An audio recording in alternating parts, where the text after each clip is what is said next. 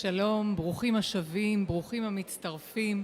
אנחנו כאן במוזיאון תל אביב לאומנות, באולם רקנטי, בשלב הראשון של תחרות רובינשטיין ה-17. אנא תפסו מקומותיכם, קבו טלפוניכם והתמסרו למוסיקה. לשם כך אנחנו כאן. Welcome back. First stage of the Rubinstein Competition, day number 3. 3 more competitors will play this session. And ladies and gentlemen, the jury. Chairman of the jury, Aryeh Vardi. From Israel and USA, Vice Chair, Yocheved Kaplinsky. From Poland, Vice Chair, Katarzyna Popowa-Zhidron. From Israel, Taysir Elias. From Canada and Germany, Janina Fialkowska. From Japan, Noriko Ogawa. From United Kingdom, Ronan O'Hora.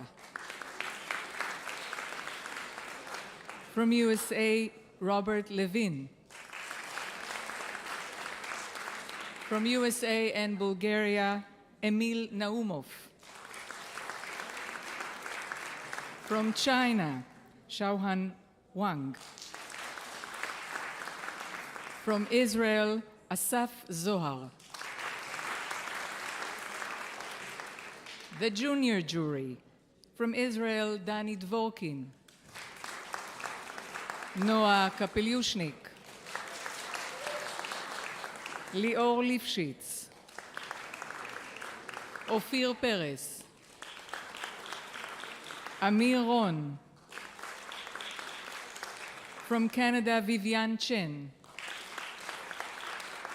And from Ukraine, Tetiana Donetz. בתוכניות לשלבים הראשונים, המתחרים חופשיים לבחור את היצירות, עליהם לכלול יצירה קלאסית אחת, יצירה רומנטית אחת ויצירה ישראלית, אחת מתוך 3. הפעם מיצירות מרק לברי, טל חיים סמנון וירון גוטפריד. The competitors have a freedom of choice for the programs for stage 1 and 2, but they have to include one classical piece, one romantic piece, and one of 3 Israeli works. Our first competitor this session will play one Israeli piece.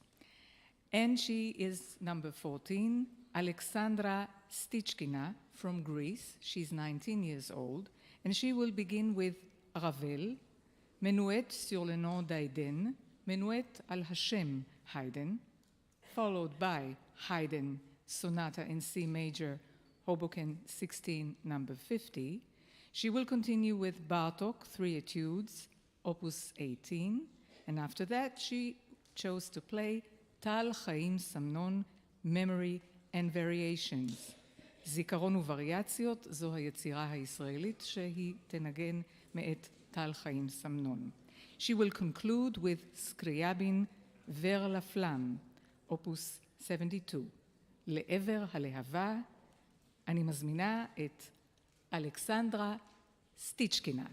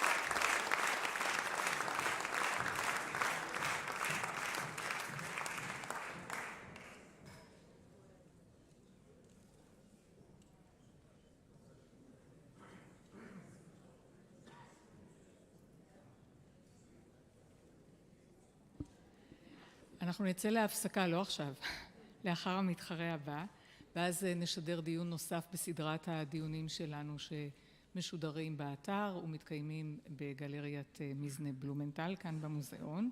אנחנו משדרים את הדיונים האלה לאורך כל התחרות. After the next competitor we'll have a discussion in the מזנה בלומנטל gallery. אנחנו עוד מעט נציג את המתחרה הבא. כפי שאתם יודעים, ואם לא תדעו עכשיו, המתחרים יכולים לבחור את הפסנתר הנוח להם מבין שתי אפשרויות, סטיינווי ופציולי, וכעת נדרשת החלפת פסנתר וכשהם יסיימו, נזמין את המתחרה הבא.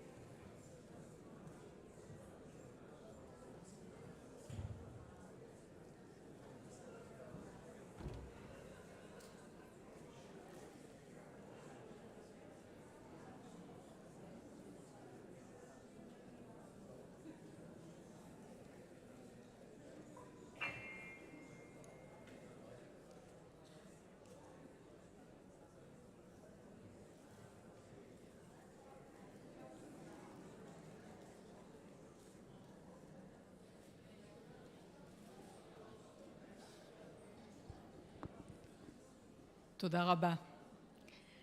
And now we're ready for competitor number 15, Hanwen Chu from China. He's 18, and he will play Bach and Chopin. It sounds very simple when you just say it.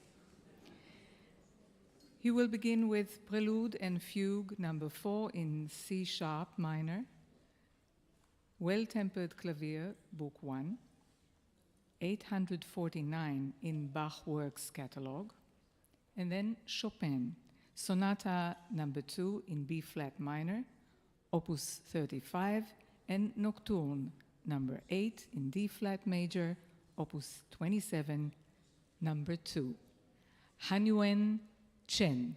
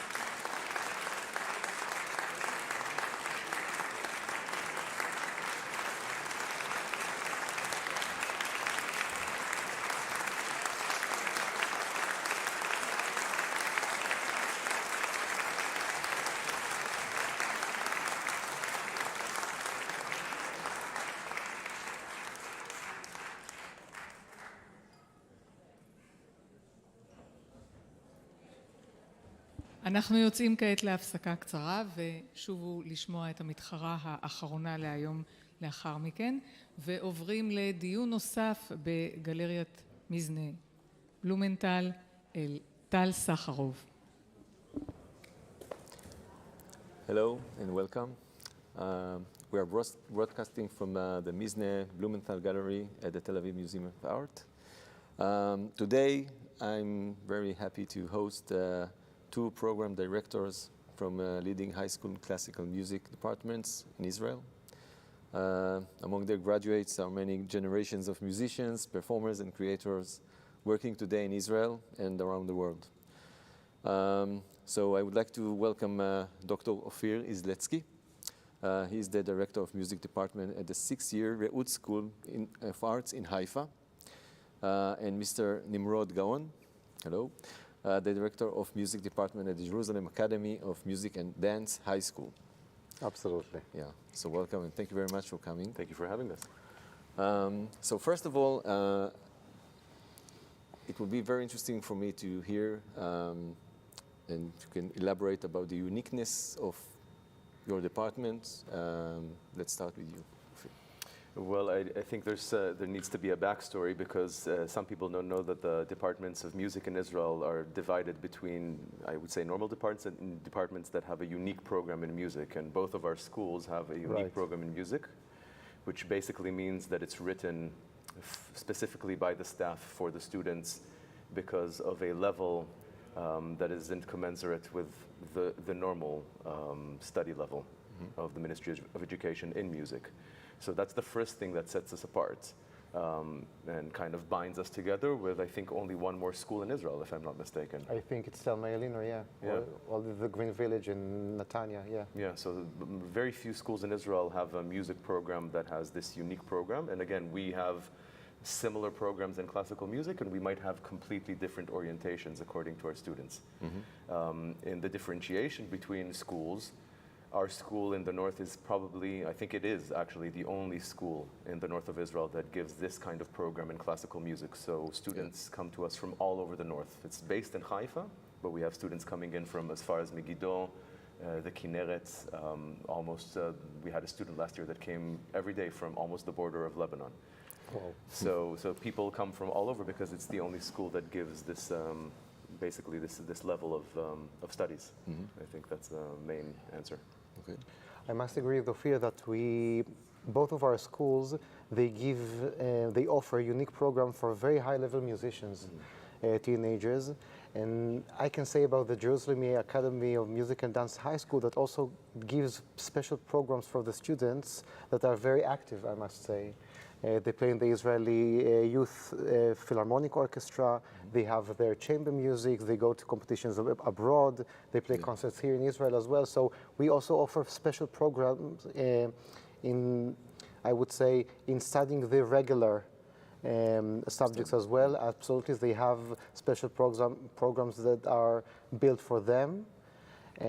So the school is actually quite flexible because its main aim is to build them a place where they can build a classical music career in the future, and they must have the time for it. Yeah. Nice. Both of you are graduates of your own school, right? Yeah. It's an addiction, actually, I must say. How does it feel to be suddenly in this kind of position? I must say that I left music for a long time. I went to a long army service, and then I studied absolutely something else in university. But music just came back to me, and I had to come back. And I always wanted to teach also, because I think that we have a very big responsibility also for the future generation of classical music players. I think in Israel especially. I think the best musicians also, there were players, conductors, teachers as well. Yeah. So I think this is something that is very crucial for musicians. So actually it's a funny story. I went to the High Academy in Jerusalem after I was graduating psychology in the Hebrew University to study conducting. And then I saw my history teacher, who became the principal of our school, in the street, and he was like, "You are coming to teach solfege and ear training and music harmony in our school now." And I was a bit afraid because high school was very intense for me, although I loved it. And then I was so thrilled and excited, so I told him, yes, I will start, I will see how it goes. And I fell in love again. I fell in love with the kids, with the music education, with the music itself. And for me, it was really, really amazing and exciting closure. Yeah, nice. I can only repeat your words, Nimod, because for me it was a very similar process. I think I started music very early, but for me music really started becoming a serious subject when I went to, then it was called the Vitso School, it is now the Reut School, but it's the same building. And I think it kind of set the bar for me, because I came in late in studies, I came only in the 11th grade, and the bar was very, very high. And I remember at first thinking, I'm never going to make it. And this kind of not only set a standard for me personally as a musician, but it also set a standard for me as a teacher, because soon after, through many teachers that I met, not only in school, but after as well, I started realizing that teaching is probably going to be my profession, not as a necessity, but just because I really felt very close to these people who made a change in my life. And returning to the Reut School was quite by chance, because I returned to Israel many years after being a professional abroad. And like every professional who returns to Israel, I was trying to work everywhere I could, and I taught there as well. And then I got an offer to, similarly to yours, it's quite funny, I got an offer to come back to the Reut School, and through a chance of events, I became the head of the music department through the years. So it was all sort of chances, but I remember thinking to myself when I took on the role of leadership in the department that I feel this more of a calling rather than as a profession. I really felt that this is something that I have to do, not because I thought there was a problem, just because I thought who could be better other than a person that is already there, already knows the students and knows the school and its history. Yeah, I think so too. I was really admiring my teachers when I was in my high school, so I have also affection for the place and for the students. That's why I was really also quite to give them a similar experience. Absolutely, yeah, that's very nice. So if we're speaking about each and one of you with his own career, so can you say a few words about the admission process? I mean, how does it work in each of one of you, and who is actually calling the shots? Yeah, I would start because we just finished our exams for the 7th grade in our high school. It's quite intense. It's quite challenging, I would say, because sometimes students and children, they flourish and they bloom quite late. So I must say, I must start with the point that sometimes we miss. But in general, what we do, I mean, we sit the principal, myself, and educators of the school. We chat with them a little bit to see their character, their passion for music. If it comes from inside, actually, you can feel it, because children are very honest. Yeah. So you can feel it from inside if they have the passion and not something that has to do with parents or other person's dreams. Yeah. And of course, if they have any intuition that is convincing. I think this is the main thing. Okay, we make exams in ear training, reading, playing, but I think that passion and intuition, I think this is the most important thing. And if it's convincing, so it's done, we take them. So it's actually more about your intuition and the passion than actual the audition level playing in the audition. Sometimes we see brilliant players. Yeah, of course. But it's a thing that some of them, they start really in very intense and high progress, and then they collapse. Because if it doesn't come from inside, it's not a cliche, it's really, I can see it. If it doesn't come from inside that you have this fire, so it's becoming challenges. I see a lot of children that are in the very beginning, they are very beginners, and they grow really fast because they have something that is very honest inside. And what about yours? I mean, the process is quite similar to what Nimod described, and I think the difference, I'm not entirely sure of what I'm saying is true, but our school is actually divided into two schools, the junior school and the high school. So we have two separate processes every year, which just ended now actually as well. And as Nimrod said, with the younger You are students... sitting in both?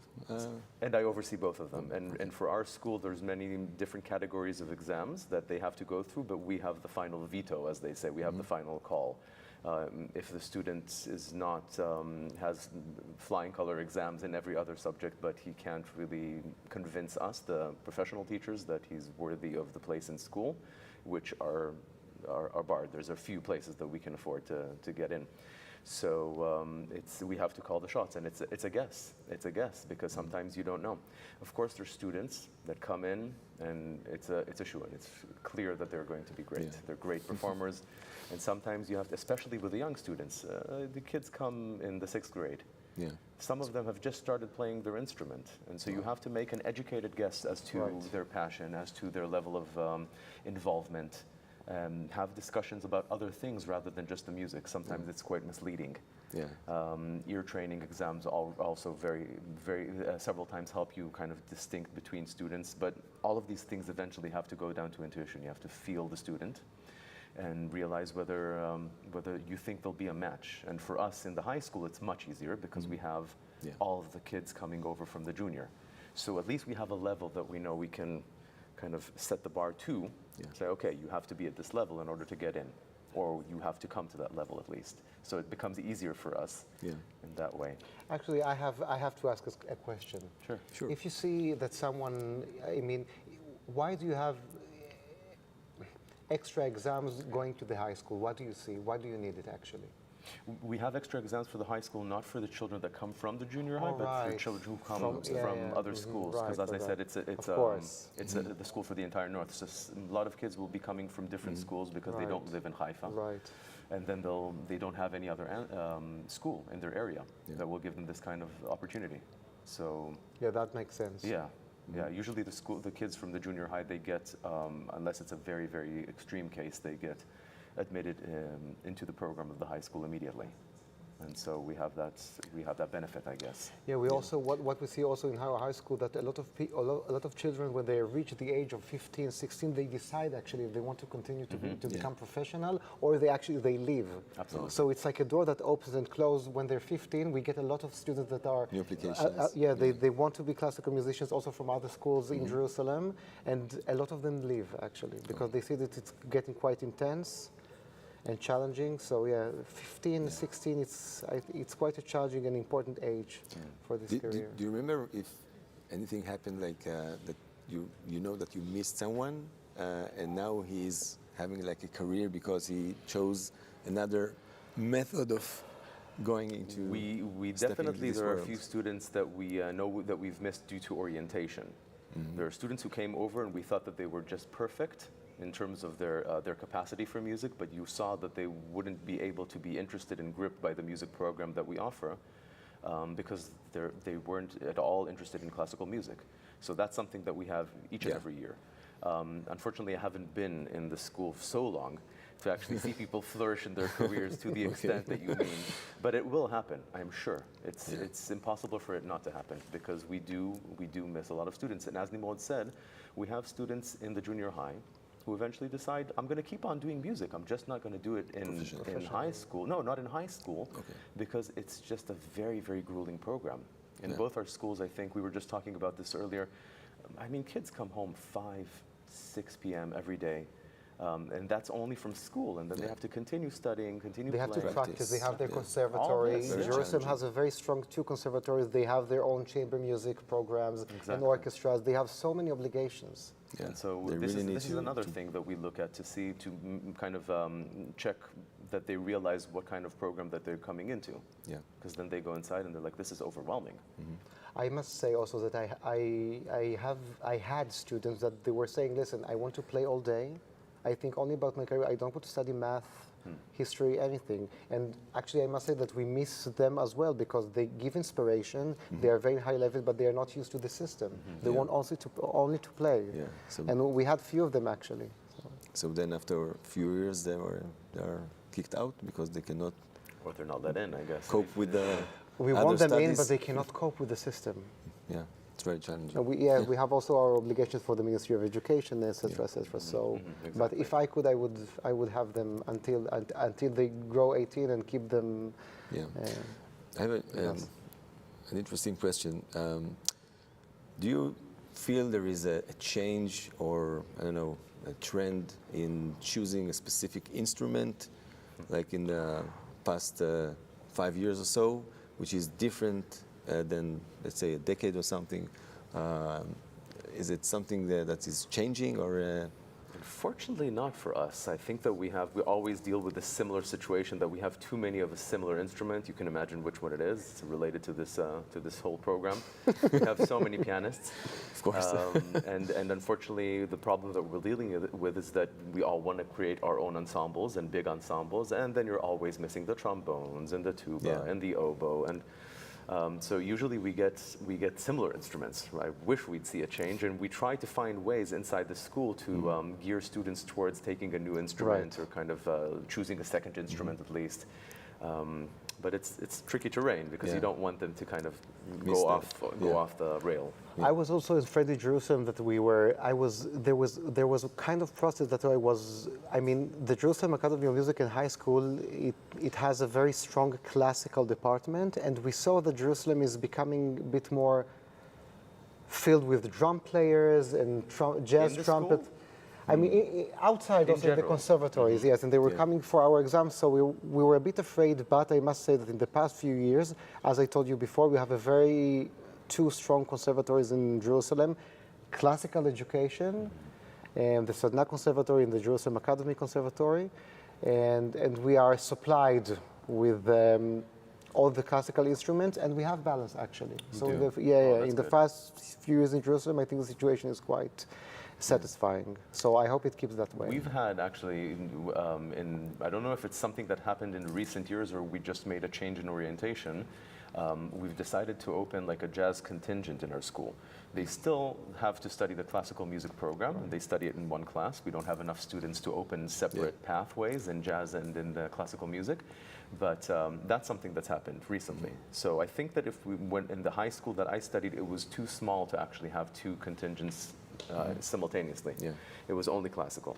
And now we have a lot of people coming in from a jazz orientation, and I'm actually quite happy that they do, because they've proven themselves. Me as a classical musician, I always come with this bias, oh, they're not going to be able to do as well.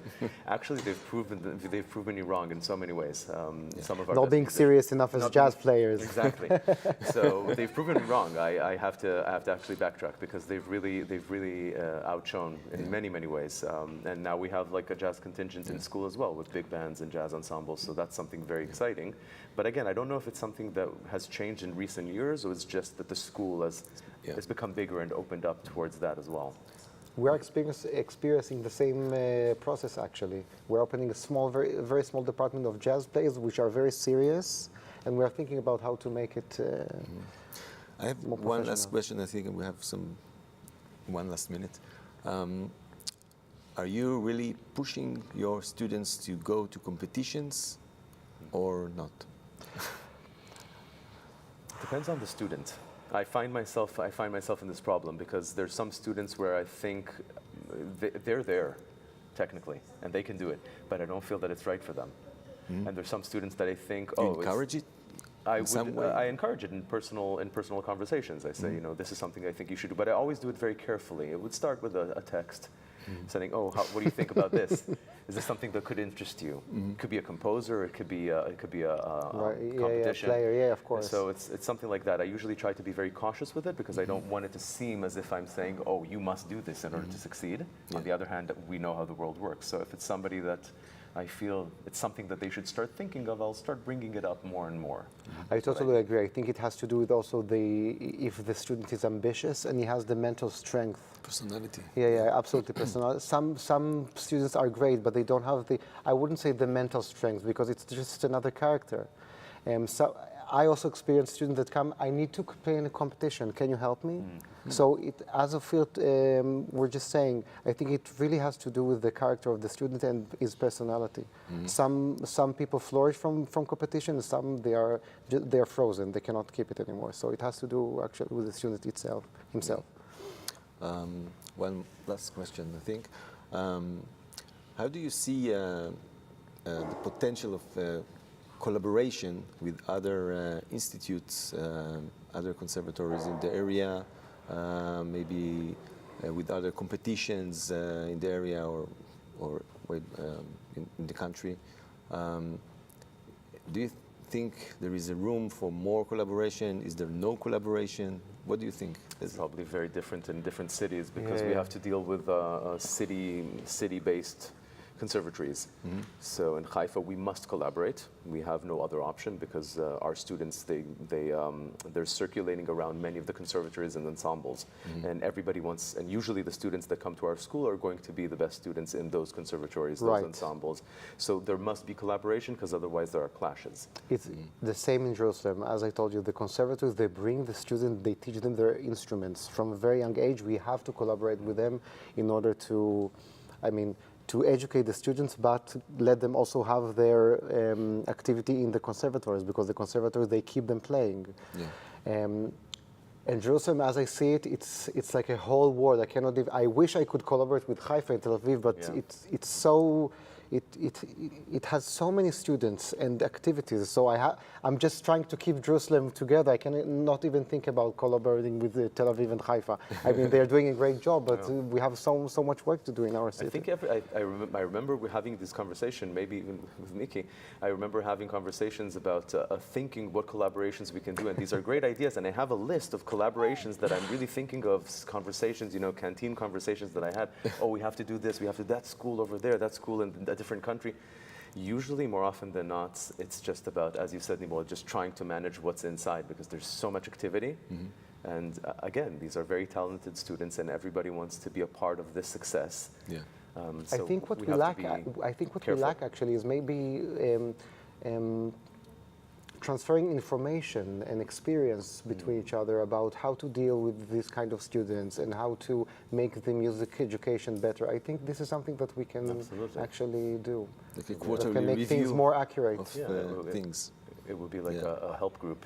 Right. A help group for us, we had something similar to this, I think, in the past, where only when I started as a teacher, we had meetings where we used to discuss between ourselves, just teachers of specific orientation.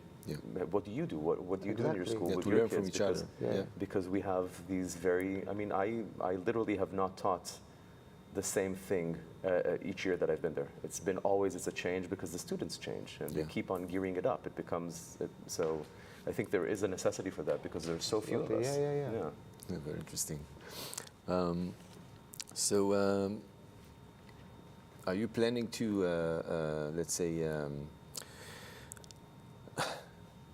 have like a request from, let's say, the Ministry of Culture for, I don't know, more resources for helping you to, I don't know. What is the question? Do we hope to? Can you ask for more resources from the Ministry of Culture, Ministry of Education? Question is if we'll get it. We can ask. I think that Israel in general has actually quite, I would say, I'm proud of the youth, of the classical music youth activities. I think we have the Jerusalem Center of Music for excellent musicians. Well, I say all these things because I think that the children are very busy. It means that there is a lot to do in Israel. They get a lot. I wish we had more help, but I think that the children in Israel right now, I think that in general they get a very high standard and also quite, I forgot the word in English, meguvan.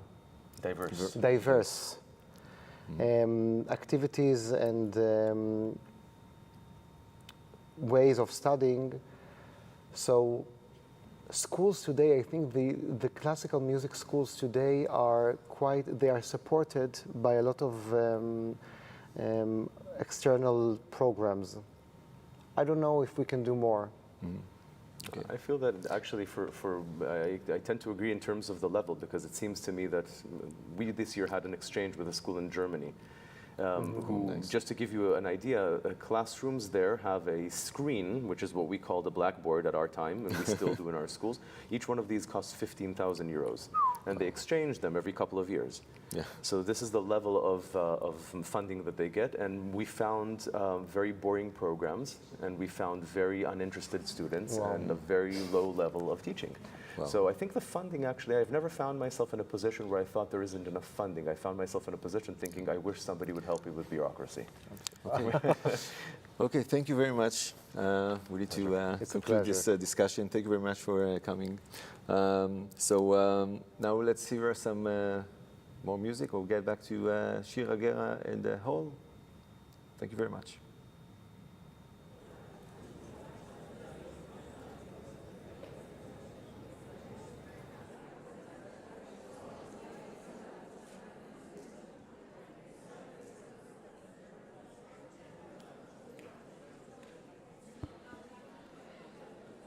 טוב שאתם איתנו, קבעו טלפונים, תהיו איתנו עם כל הלב. Ladies and gentlemen, the last competitor for today, number 16, we're ready to present her.